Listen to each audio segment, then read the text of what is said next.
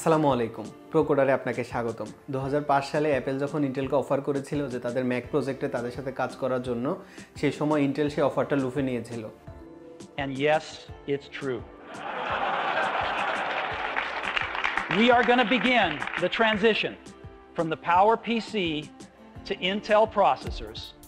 কারণ সেই সময় অ্যাপলের যে প্রসেসরগুলো ছিল সেগুলো ছিল আর্ম প্রসেসর দিয়ে এবং সেই আর্ম প্রসেসরের তুলনায় ইন্টেলের প্রসেসরের পারফরমেন্স তারপর ইউজার এক্সপিরিয়েন্স ভালো হবে সে কথা চিন্তা করে অ্যাপল সেই সময় নিজেদের আর্ম প্রজেক্টটাকে পোস্টপন্ড করে তারা হচ্ছে যে ইন্টেলের সাথে কাজ করছিল এবং একই সাথে তারা তখন ইন্টেলকে আরেকটা অফার করেছিল যে তাদের আইফোনের জন্য প্রসেসরটা বানাতে আপকামিং আইফোন এবং 2007 সালে অ্যাপল যখন তাদের প্রথম আইফোন নিয়ে এসেছিল with their own ARM chip এবং 2008-এ যখন আইফোনের ছড়াছড়ি এবং প্রচুর আইফোন সেল হচ্ছিল বিলিয়ন তখন সবাই বলছিল যে এটা ইন্টেলের একটা ব্যাড ডিসিশন যে তারা অ্যাপলের আইফোন প্রজেক্টে কাজ করেনি এবং সেই সময় অ্যাপল হচ্ছে 2008 সালেই অ্যাপল তারা নতুন নিজেদের আর্ম চিপের জন্য লাইসেন্স কিনে নিয়েছিল যদিও আর্ম চিপটা অ্যাপলের ইনভেনশন না এটা অনেক আগে 1880-1890 সালের দিকেই হচ্ছে যে লোকজন আর্ম প্রসেসর নিয়ে কাজ করেছিল জাস্ট অ্যাপল হচ্ছে তাদের সেই কনসেপ্টটা আর্মের কনসেপ্টটা তাদের প্রজেক্টে কাজ করেছিল এবং 2008 সালে তারা যখন নিজেদের লাইসেন্স নিয়ে নিল যে তারা তাদের লো পাওয়ার চিপ নিয়ে কাজ করবে তখন হচ্ছে যে সবাই বলছিল যে এটা ইন্টেলের একটা ব্যাড ডিসিশন তারপর 2013 সালে আইফোন যখন তাদের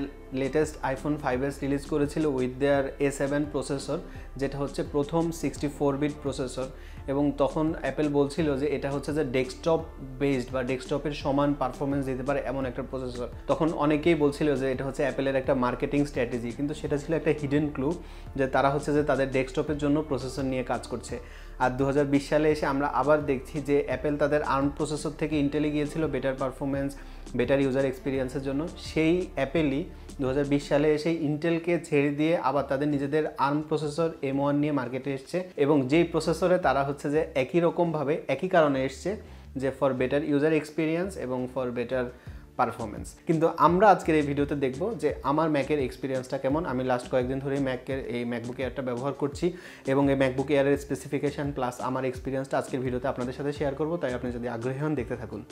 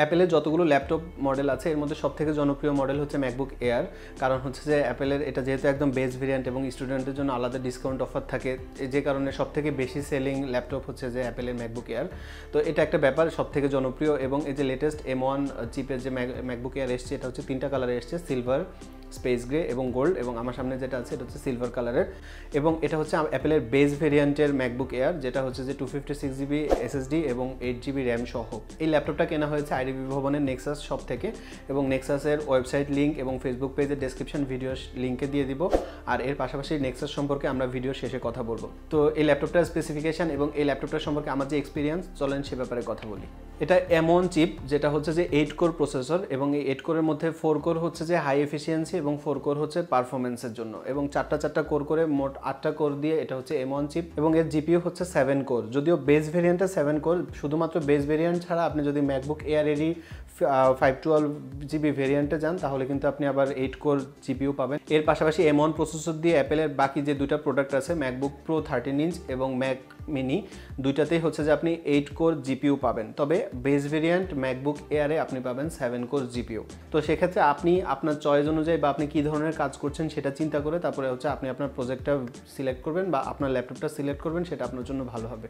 এতে আছে 16 কোর নিউরাল ইঞ্জিন, যেটা মেশিন লার্নিংয়ের জন্য কাজ করা হয়। যখনই আপনি মেশিন লার্নিং রিলেটেড কোনো কাজ করবেন সেক্ষেত্রে আপনার সেই 16 কোর আপনাকে অনেক হেল্প করবে। আর এর মধ্যে যে 256 জিবি এসএসডি আছে, অ্যাপেল ক্লেম করছে যে সেই এসএসডিটা নর্মাল যে এসএসডিগুলো আছে তার তুলনায় 2x গুণ ফাস্টার। এবং আমি আমার কম্পিউটারের যে এসএসডিটা আছে এনভিএমই, সেই এসএসডির সাথে হচ্ছে এই এসএসডিটাকে ট্রান্সফার করে দেখেছি। মানে হচ্ছে আমার পেন ড্রাইভটা USB 3.0, তো সেটা দিয়ে হচ্ছে একই পেন ড্রাইভ দিয়ে আমি আমার কম্পিউটারে একটা ডাটাকে কপি করে দেখলাম এবং সেই একই ফাইলটা আমি হচ্ছে এই ম্যাকবুক এয়ারেও কপি করে দেখেছি। তো সেক্ষেত্রে আমি দেখেছি প্রায় 1.5 to 1.7% ইনক্রিজড, মানে ওইটার থেকে এটা একটু ফাস্টার। কিন্তু আমি আসলে 2x পাইনি, যদিও ওরা হচ্ছে দেখিয়েছে এসএসডি টু এসএসডি, আর আমি হচ্ছে যে পেন ড্রাইভ থেকে এসএসডিতে কপি করেছি, সেক্ষেত্রে ডেফিনেটলি পারফরমেন্স একটু গ্যাপ হবে। তবে হ্যাঁ, ডেফিনেটলি আমি বলতে পারি যে আমার যে এনভিএমই এসএসডি আছে স্যামসাংয়ের, সেটা থেকে হচ্ছে যে ম্যাকবুক এয়ারের যে এসএসডিটা এটা ফাস্ট। ম্যাকবুক এয়ারের ডিসপ্লেটা হচ্ছে 13.3 ইঞ্চ রেটিনা ডিসপ্লে এবং এর ব্রাইটনেস হচ্ছে 400 নিটস পর্যন্ত যায়।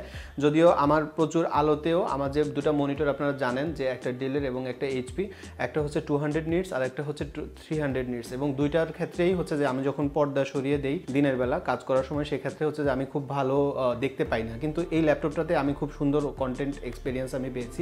যদিও ম্যাকবুক প্রোর কিন্তু আবার ডিসপ্লেটা আরও বেশি ব্রাইট, 500 নিটস পর্যন্ত যায়, কিন্তু 400 নিটস আমার কাছে মনে হয়েছে মোর দ্যান এনাফ, এবং মোটামুটি সব কাজ এই ডিসপ্লের যে ব্রাইটনেস আছে তা দিয়ে করা যাবে। ল্যাপটপটার মধ্যে যে ওয়েবক্যামটা আছে, মোটামুটি এখন তো আমাদের প্রচুর ওয়েবক্যাম লাগে গুগল মিটে কথা বলার জন্য বা জুম কলের জন্য, বিভিন্ন মিটিংগুলো যেহেতু এখন অনলাইনেই হয়। 720pর একটা ওয়েবক্যাম আছে এর মধ্যে, যেটা আমার কাছে খুব একটা এফেক্টিভ মনে হয়নি, জাস্ট টুকটাক কাজ চালিয়ে নেওয়া যায়। এবং প্রফেশনালি যদি আপনি কাজ করতে চান সেক্ষেত্রে আমার রিকমেন্ডেশন থাকবে আপনার একটা এক্সট্রা ওয়েবক্যাম লাগবে। যদিও ল্যাপটপের লোকজন এক্সট্রা ওয়েবক্যাম লাগায় না, তবে আপনি যদি প্রফেশনালি কাজ করতে চান বা কোনো প্রফেশনাল মিট আপ থাকে সেক্ষেত্রে আপনি চাইলে একটা এক্সট্রা ওয়েবক্যাম লাগাতে পারেন। তবে অন দ্য গোতে আপনার যদি কখনো দরকার হয় তাহলে এটা নিয়ে আপনি আপনার মোটামুটি কাজটা চালিয়ে নিতে পারবেন। যদি আপনি ভালো লাইটিং থাকে তাহলে হচ্ছে এটা থেকে যে আউটপুটটা আসে এটা মোটামুটি ভালো।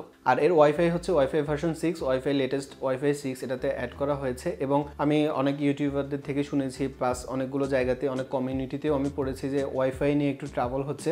যদিও আমার আইফোন থেকে আমি যখন হটস্পট করে এটাকে কানেক্ট করছি কিংবা আমার যে ওয়াইফাই রাউটার আছে সেই রাউটারের সাথে কানেক্ট করেছি, আমার কখনোই কোনো সমস্যা হয়নি, খুব সুন্দর এবং স্মুথলি কানেক্ট হয়। একটা কুইক নোট, আমি যখন ব্লুটুথ দিয়ে আমার হেডফোনের সাথে বা মাউসের সাথে কানেক্ট করছিলাম, দেখা যাচ্ছিল যে হঠাৎ এমন হয় যে 5-7 সেকেন্ডের জন্য কানেক্টিভিটি লস হয়ে যাচ্ছে, কানেক্ট হচ্ছে না, এরপর অটোমেটিক আবার কানেক্ট হয়ে যাচ্ছে। আমি জানি না এটা অন্য কারো হচ্ছে কিনা, কিন্তু আমি ব্লুটুথ আমার যে কয়েকটা প্রোডাক্ট আছে, আমার হেডফোন, আমার মাউস, প্রত্যেকটার সাথেই আমি দেখলাম যে একই ঘটনা ঘটছে। তো এটা একটা ইস্যু হতে পারে, আপনারাও দেখতে পারেন যে আপনাদের ক্ষেত্রে এই প্রবলেমটা হয় কিনা, কিন্তু আমার ক্ষেত্রে ব্লুটুথ কানেক্টিভিটিতে আমি একটু প্রবলেম পেয়েছিলাম। এবং আপনি এই ম্যাকবুকের সাথে যে ওএসটা পাবেন সেটা হচ্ছে অ্যাপেলের বিগ স্যার, এবং এই বিগ স্যারটা লেটেস্ট ওএস, এবং সেই ওএসটা আমি স্টার্ট করার পর প্রথমে একবার আপডেট নিয়েছে এবং আজকে আরও একবার আপডেট নিয়েছে, অলরেডি 2বার আপডেট নিয়েছে, এবং এখন এটা মোটামুটি অনেক স্টেবল। এবং যদিও আমি প্রথমবার যখন স্টার্ট করেছি তখনও আমি এটাতে কোনো প্রবলেম পাইনি, এখনও এটাতে কোনো প্রবলেম পাইনি, যদিও ওরা কিছু বাগ ফিক্স করেছে এর মধ্যে থেকে। আর ব্যাটারি ব্যাকআপের কথা কি বলবো, ব্যাটারি ব্যাকআপ এক কথায় অসাধারণ। আমি আজকে প্রায় 6 ঘন্টার মতো চালিয়েছি, তারপরেও এই ল্যাপটপটাতে এখন আমি দেখতে পাচ্ছি যে 60% প্লাস ব্যাটারি ব্যাকআপ রয়ে গেছে। যদিও আজকের দিনে ম্যাক্সিমাম কাজ আমি করেছি ব্রাউজিং এবং হচ্ছে VS কোডে একটা প্রজেক্ট করেছিলাম। তো এর বাইরে হচ্ছে যে আমি খুব একটা কাজ করিনি, আর কিছু টুকটাক ডাউনলোড করেছিলাম। তো এর মধ্যেও এটাতে আমি মোটামুটি আজকে 6 ঘন্টা প্লাস ব্যবহার করার পর 40%-এর মতো চার্জ গেছে। আর অ্যাপেল ক্লেম করে যদি আপনি ভিডিও ওয়াচ করেন সেক্ষেত্রে 18 ঘন্টা আপনি ব্যাটারি ব্যাকআপ পাবেন, আর যদি আপনি ওয়েব ব্রাউজিং করেন সেক্ষেত্রে আপনি 15 ঘন্টা ব্যাটারি ব্যাকআপ পাবেন। মোটামুটি আমার সাথে ওদের যে অ্যাজাম্পশন আছে সেটা মোটামুটি অ্যাকিউরেট। আর আরেকটা ব্যাপার হচ্ছে যে এটাতে আপনি যে ব্যাটারিটা চার্জারটা পাবেন সেটা হচ্ছে 30 ওয়াটের একটা ফার্স্ট চার্জার, এবং সেই চার্জারটা দুটো পাশই হচ্ছে টাইপ সি, এবং আপনি সেটাকে এখানে কানেক্ট করতে পারবেন। এবং একটা কথা বলে রাখি যে ম্যাকবুক এয়ারে কিন্তু মাত্র 2টা পোর্ট, 2টাই থান্ডারবোল্ট পোর্ট, এবং 2টা হচ্ছে যে বাম পাশে, আর এই পাশে হচ্ছে একটা মাইক্রোফোনের জ্যাক আছে যেটা দিয়ে আপনি চাইলে মাইক্রোফোন কানেক্ট করতে পারেন। আর এটা সিকিউরিটি হিসাবে এটার একদম যে পাওয়ার বাটনটা সেটাই হচ্ছে ফিঙ্গারপ্রিন্ট, এবং আপনি ফিঙ্গারপ্রিন্টের মাধ্যমে এটাকে সিকিউর করতে পারবেন।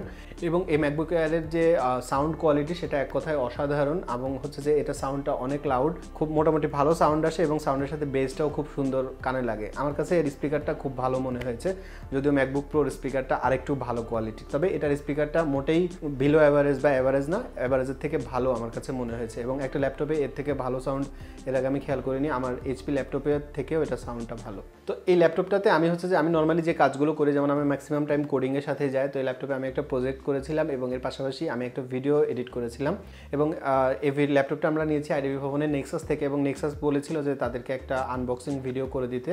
তো সেই আনবক্সিং ভিডিওটা মোটামুটি অ্যারাউন্ড 4 মিনিটের মতো। এই 4 মিনিটের ভিডিওটা 4K-তে আমি হচ্ছে এখানে এডিট করেছিলাম প্রিমিয়ার প্রো দিয়ে এবং একই ভিডিও আমি আমার পিসিতেও, যেটা আপনারা দেখেছেন, কোর i7-এর 8 কোর প্রসেসর 9 জেনারেশন এবং 32 জিবি র্যাম আর 8 জিবি গ্রাফিক্স কার্ড সহ আমার সেই পিসিতে আমার এটা এডিটিং করতে সময় লেগেছিল মোটামুটি অ্যারাউন্ড 4 মিনিটের একটা ভিডিও রেন্ডার করতে সময় লেগেছিল 6 মিনিট। আর ঠিক একই ভিডিও আমি যখন এখানে প্রিমিয়ার প্রোতে এডিট করে রেন্ডার দিলাম তখন সেটার সময় লেগেছিল 4 মিনিট। 4 মিনিটের ভিডিও 4K-তে রেন্ডার করতে সময় লেগেছে 4 মিনিট।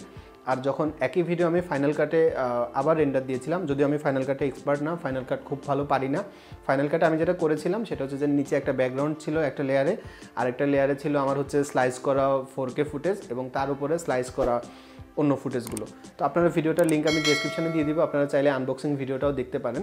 তো সেই ভিডিওটা একই ভিডিও হচ্ছে যে আমি যখন ফাইনাল কাট প্রোতে আমি রেন্ডার দিলাম তখন আমার সময় লেগেছে মাত্র 2 মিনিট। তো যদিও M1-এর সাথে হচ্ছে ফাইনাল কাট প্রোটা খুব সুন্দরভাবে যায় এবং এখনও প্রিমিয়ার প্রো হচ্ছে যে M1 কম্পিটেবল আসেনি, এটা হচ্ছে যে একটু থার্ড পার্টি রোজেটার মাধ্যমে চলে। তো সেক্ষেত্রে প্রিমিয়ার প্রো থেকে অত ভালো সার্ভিস পাওয়ার কথা না, তারপরেও আমার যে প্রসেসর বা আমার পিসির থেকে এখানে রেন্ডারিং অনেক ভালো এবং টাইম লাইনে কোনো স্লাটারিং নেই, খুব স্মুথভাবে এটাতে দেখা যায়, যদিও এটা র্যাম হচ্ছে 8 জিবি। তবে আমি আমার জন্য যদি ম্যাকবুক কখনো কেনার চিন্তা করি বা প্ল্যান করি সেক্ষেত্রে অবশ্যই আমার ম্যাকবুকে 16 জিবি র্যাম থাকবে, এটা মোটামুটি কনফার্ম, কারণ আমার কাছে একটু র্যাম বেশি দরকার হয় যেহেতু আমার কাজগুলো একটু হাই ইন্টেন্সিভ। আর কোডিংয়ের এক্সপিরিয়েন্স এক কথায় অসাধারণ, ম্যাকবুকে কোড করতে এসে আমার মোটামুটি ভালোই লেগেছে। তবে আমার কাছে একটা জিনিস বিরক্তি লেগেছে, সেটা হচ্ছে এটার কিবোর্ডের লেআউটটা। কারণ আমি হচ্ছে যে একদম কম্পিউটার শেখার পর থেকে এতদিন পর্যন্ত আমি এর আগে কখনো ম্যাক ইউজ করিনি।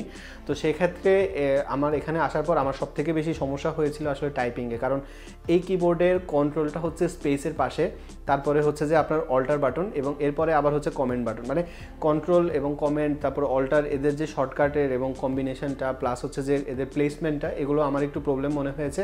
পাশাপাশি এটা টাচপ্যাডটাতেও আমি কাজ করতে গিয়ে আমার প্রথম দিকে, যেহেতু আমি প্রথমবার এখানে কাজ করছি, সেক্ষেত্রে আমার কাছে একটু ঝামেলা মনে হয়েছে এটা কন্ট্রোল করা। তবে আমি ইউটিউবে কয়েকটা ভিডিও দেখে মোটামুটি এখন একটু ইউজ টু হয়েছে এটার উপর। তবে হ্যাঁ, ম্যাকবুকে আমি উইন্ডোজ থেকে প্রথমে এসে যখন ম্যাকবুকে আসলাম, তবে টাইপিং এক্সপিরিয়েন্স পাশাপাশি হচ্ছে যে কোডিং এক্সপিরিয়েন্স আমার কাছে ভালো লেগেছে, কিন্তু আমার গতি অনেক কমে গেছে বিকজ অফ এটার কিবোর্ড লেআউট। তবে এখানে এখনও আমার যে সমস্যাগুলো হচ্ছে, যেমন আমি অ্যাডোবির ফটোশপ এবং ইলাস্ট্রেটর এখানে ব্যবহার করেছি, এর পাশাপাশি প্রিমিয়ার প্রো যেটা আমি একটু আগে বলেছিলাম। তো এই তিনটার ক্ষেত্রেই হচ্ছে যে আমার কাছে একটু স্লাগিশ মনে হচ্ছে, অতটা স্মুথ পারফরমেন্স আমি এখানে পাইনি। আমার কাছে একটু সমস্যা মনে হয়েছে অ্যাডোবির প্রোডাক্টগুলো, কিন্তু বিল্ট ইন যে প্রোডাক্ট যেমন সাফারি এত সুন্দর কাজ করে, এত ভালো অ্যানিমেশন যে আমি আপনাকে বোঝাতে পারবো না, এত স্মুথ। তো যদিও গুগল ক্রোমও খুব ভালো কাজ করে, প্রায় 8-10টা ট্যাব নিয়ে আমি গুগল ক্রোমে কাজ করেছি, খুব স্মুথ পারফরমেন্স দিয়েছে। ভিএস কোডে কোড করা এক কথায় অসাধারণ। এর পাশাপাশি হচ্ছে যে অ্যাপেলের অন্য যে ফিচারগুলো, পাশাপাশি আমার কাছে মোটামুটি ওভারঅল এক্সপিরিয়েন্সটা খুব ভালো লেগেছে। তবে একটা কথা বলে রাখি, আপনি যে কারণেই ম্যাকবুক কেনেন না কেন, যদি আপনি আপনার প্রফেশনাল কাজে বা আপনার কাজের গতিটা আরেকটু বাড়াবেন বা একটু পোর্টেবিলিটি বা একটু একটা কম্প্যাক্ট সাইজের আপনি একটা কম্পিউটার নিতে চান, সেক্ষেত্রে আপনি যদি ম্যাকবুক নিতে চান সেটা অবশ্যই একটা ভালো ডিসিশন হতে পারে। কিন্তু একটা ম্যাকবুক নেওয়ার মাধ্যমেই যে আপনি ভালো কোডার হয়ে যাবেন বা ভালো ওয়েব ডিজাইনার হয়ে যাবেন বা প্রফেশনাল কিছু হয়ে যাবেন, ব্যাপারটা এমন না। এবং অনেকেই আছে যারা ভাবে যে একটা ম্যাকবুক কিনে নেই তারপর কাজ শিখবো, এমন অনেক মানুষ আছে। আপনি হয়তো অবাক হয়ে যাচ্ছেন, আমি জানি, এমন অনেক মানুষের সাথে আমারও পরিচয় আছে। তো সেক্ষেত্রে তারা হচ্ছে যে মনে করছে যে তারা একটা লেটেস্ট কম্পিউটার কিনবে, অনেক হাই কনফিগারেশন একটা কম্পিউটার কিনে তারপর তারা কাজ করবে। আসলে আমার সাজেশনটা হচ্ছে যে আপনি অল্প কনফিগারেশন দিয়ে বা মিনিমাম একটা পারফরমেন্স বা কনফিগারেশন নিয়ে আপনি আপনার কাজ শেখা শুরু করুন, কাজ শিখতে থাকুন। যখন আপনি ভালোভাবে কাজটা শিখবেন তখন তো আপনি আপগ্রেড করতেই পারবেন। আসলে আপগ্রেড করা কোনো ব্যাপার না। আর এই ল্যাপটপটা, এটা আসলে আমার ল্যাপটপ না, এটা আমরা নেক্সাস থেকে নিয়েছিলাম আমার এক ফ্রেন্ডের জন্য, এবং ও আসলে ওর জন্য এটা প্রথম এক্সপিরিয়েন্স ম্যাকবুক নেওয়া। তো সে আসলে অতটা কমফোর্টেবল না এখনও। তো হচ্ছে যে আমি এখন এটা ভালো করে এক্সপ্লোর করছি এবং কোনটা কীভাবে কাজ করে, তারপর আমি ওকে দেখিয়ে দিব, তাহলে ও কাজ করবে, একজন গ্রাফিক্স ডিজাইনার।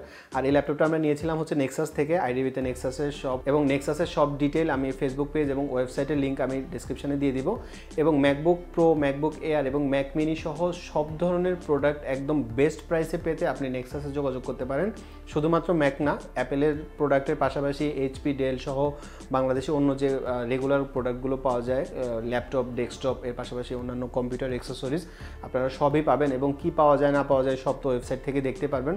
আর আপনারা অনেকেই জানেন যে নেক্সাস হচ্ছে আমার মামার দোকান। সেক্ষেত্রে আপনি নেক্সাসে গিয়ে আমার নাম যদি বলেন আলী হোসেন, অথবা আমার চ্যানেলের নাম যদি বলেন প্রোকোডার, আমি আশা করছি আপনি খুব ভালো একটা প্রাইস পাবেন।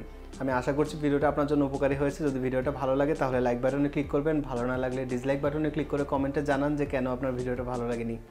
এখনও প্রোকোডারকে সাবস্ক্রাইব না করে থাকলে please click the subscribe button এবং পাশে আসা বেল বাটনে ক্লিক করুন, যাতে যখনই আমি নতুন কোনো ভিডিও দিই সবার আগে আপনি দেখতে পান। সুস্থ থাকবেন, নিরাপদ থাকবেন, প্রোকোডারের সাথেই থাকবেন। ধন্যবাদ।